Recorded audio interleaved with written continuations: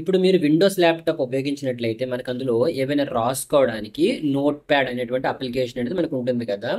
అలానే మన యొక్క మ్యాక్లో ఏంటి అనుకుంటే టెక్స్ట్ ఎడిట్ అనేటువంటి ఒక అప్లికేషన్ ఉంటుంది అనమాట. ఓకేనా, ఇక్కడ మీరు లాంచ్ ప్యాడ్ ఓపెన్ చేయండి. ఇక్కడ మీరు చూడండి లాంచ్ ప్యాడ్లో ఇక్కడ నేను సెర్చ్ చేస్తున్నాను టెక్స్ట్ ఎడిట్ అనమాట. ఓకే, అక్కడ మనకి నోట్ ప్యాడ్ ఎలాగో ఇక్కడ మనకి టెక్స్ట్ ఎడిట్ అలా అనమాట. ఓకే, సో దాన్ని ఓపెన్ చేశాను. ఓకే, సో ఇక్కడ ఓపెన్ చేసిన తర్వాత ఇక్కడ మీరు చూడండి టెక్స్ట్ ఎడిట్ అనేది ఓపెన్ అయ్యింది కదా. సో ఈ విధంగా ఓపెన్ అవుతుంది అనమాట. మీకు టెక్స్ట్ ఎడిట్ ఓపెన్లో ఉంది. సో ఇప్పుడు మీరు కొత్త డాక్యుమెంట్ క్రియేట్ చేసుకోవాలనుకోండి. ఇక్కడ మీరు చూడండి డిఫాల్ట్గా డాక్యుమెంట్స్లోకి వచ్చేస్తుంది అనమాట. కొత్త డాక్యుమెంట్ కావాలంటే ఇక్కడ మీరు న్యూ డాక్యుమెంట్ మీద క్లిక్ చేయొచ్చు. ఇక్కడ మీరు న్యూ డాక్యుమెంట్ మీద క్లిక్ చేయొచ్చు. ఓకే, సో న్యూ డాక్యుమెంట్ మీద క్లిక్ చేయగానే ఇలా నాకు వస్తుంది అనమాట. అంటే ఆటోమేటిక్గా మనం ఇక్కడ సేవ్ చేసినవి డాక్యుమెంట్ ఫోల్డర్లోకి సేవ్ అవుతాయి అనమాట. ఓకేనా, ఇక్కడ చూడండి ఏదో ఒకటి రాస్తుంది అనమాట. Okay, my name is Surya's, I'm teaching లేదా ఎక్స్ప్లెయినింగ్ మ్యాక్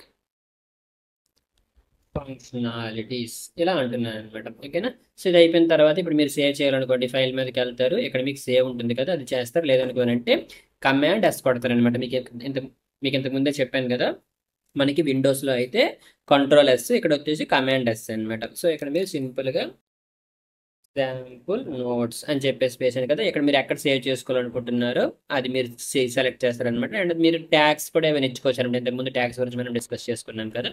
సో సింపుల్గా మనం సేవ్ చేసేస్తాం అనమాట. అంతే, సేవ్ అయిపోతుంది అనమాట. ఓకేనా, సో ఇక్కడ మీకు చాలా రకాలు ఉంటాయి. లైక్ మీ యొక్క టెక్స్ట్ మీరు మార్చుకోవచ్చు. చూడండి ఇది పెద్ద అయింది కదా, లేదా మొత్తం సెలెక్ట్ చేసుకోండి. మొత్తం సెలెక్ట్ చేసుకుని అది కూడా మార్చుకోవచ్చు.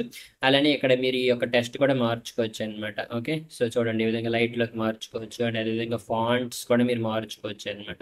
చూడండి, సో ఫాంట్ అనేది మారుతుంది. అది వీటిని బోల్డ్ చేయొచ్చు, ఇటాలిక్ చేయొచ్చు, ఇలా చాలా చేయొచ్చు అనమాట.